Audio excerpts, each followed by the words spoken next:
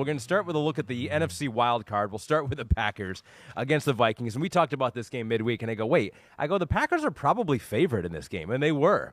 And then afterwards, people were like, wow, what an upset in the NFL. I'm like, it wasn't an upset. Everybody thought that was going to happen, not to that extent. Green Bay was favored. They won. Yeah, you're right, to that extent. 41-17 was the final score. And now they, as they say, control their own destiny. That's frowned upon here at NBC, but people will be It's a big that. debate here at Big NBC. debate. Apparently, we've gotten way too into the technicalities Destiny of that word. cannot be controlled, but it seems like Aaron Rodgers is doing a pretty good job of it. They can clinch a playoff berth with a win against my Detroit Lions at Lambeau Field next week. Who would have thought? They were 4-8. Let's just start with Aaron Rodgers. Let's give Aaron Rodgers the first word because he's enjoying this more than most, as he should. They were 4-8. Everyone wrote him off because they were 4-8 and looked terrible. And this is what he had to say after the game. I know not many people in that locker room, and definitely not many of you people, believe we'd be sitting here at 8-8 with control our own destiny going into Week 18. Pretty special. Is there anyone enjoying this moment more than Aaron Rodgers? Now? He loves this. Nobody that in football that enjoys shoving it up everybody's ass more than Aaron Rodgers. Like, just like, how dare you doubt me? The relaxes over all the years, right? I mean, really, there's a part of me with the Green Bay Packers that think they're like, and Florio has said this a little bit, that they're better when they're underdog a little bit. I do think there is something to that to a degree where he just cuts it loose a little bit more when they're the underdogs. Even the Jair Alexander talking shit to Justin Jefferson kind of backed them into a corner this week to be like, all right, put up or shut up right here. There's something to that. I got to give them credit for their toughness. I think, again, that we got to talk about Matt LaFleur a little bit, his ability to keep this all together. For some reason, he always gets overlooked in Green Bay because Aaron Rodgers is such a big personality and such a star.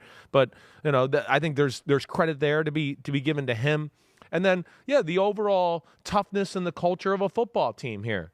And, it took some tough losses, but hung in there. And the thing I'm going to jump on more than anything, because we know a quarterback and all that, but Green Bay's defense is saving the show right now. You've been critical of the defense. Definitely. You think they're overhyped? They were overhyped. I mean, I thought they were going to be what we've seen the last 4 or 5 weeks. I thought this was kind of what we're going to see the whole year. Them being dominant, them making plays, right?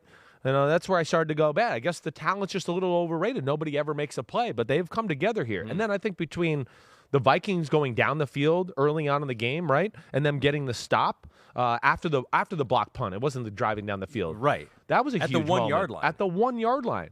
To have first and goal at the 1 and then hold them to a field goal. What a huge moment. Then the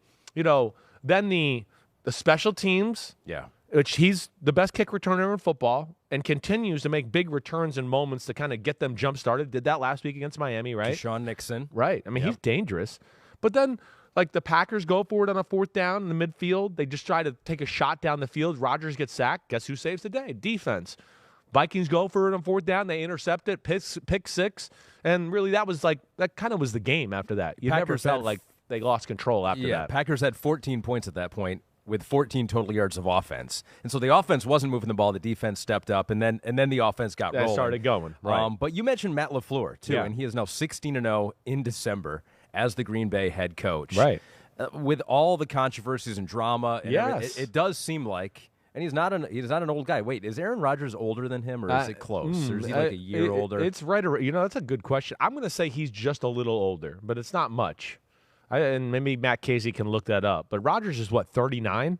Or is he 40? I think he might be 40 now. I don't know if he's 40 yet. Yeah, I can't remember either. I've lost track a little bit. But to, like, 39. He's 39. But to have that heavy hand, and, like, he's never flustered. And even when Aaron Rodgers seems to be putting him down midseason, now we got to simplify. Right. Matt LaFleur is in front of everyone, goes, I don't know what that means. I don't even know what that means. Right. Like, he doesn't back down, obviously. Right. I think that's the big thing. And I think he's got a great way of, okay, you want to do this? All right, we'll do a little of this. So I'll, appeal to you a little bit, but we're really going to do this over here too. He's a much better coach than I think he gets credit for. And we've had this discussion, I feel like, in the last 3 Decembers when they were a number 1 seed or a number 2 seed in the playoffs. And we're like, why does nobody talk about Matt LaFleur getting Coach of the Year conversation? Yeah. But I think that, and then you said it right. The defense continued to make plays. The run game started to make things happen. And then Rodgers started to feel comfortable. He made a few plays in the pass game, explosive plays there. And gosh, it got to 24-3 with a few minutes left in the first half, and you were like, this is over. It's the weirdest shit ever. I have never, again, I'm going to say this again for I think the 17th week in a row, I've never seen a team with this record lose these kind of games or be in these kind of games that they're in, Minnesota.